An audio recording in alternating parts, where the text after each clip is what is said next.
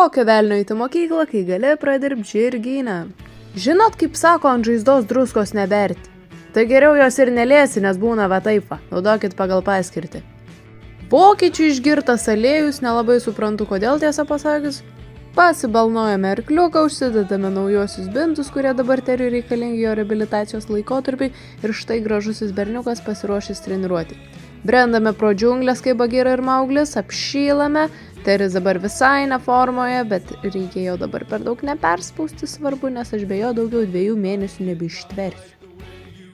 Ir tuomet atėjo pietų metas, verdame košę makalošę. Tarp kitko, jeigu kažkas žinote labai gerų superinių papildų sąnariams, pasidalinkite komentaruose. Tuomet po treniruotės šaltas dušas, pasišaldėme koją su moliu ir žygiavome į levadą. Čia tiesiog pažiūrėkite, kokia Pepė aukšta. Ir darome kulverstuką ir keliaujame į video pabaigą.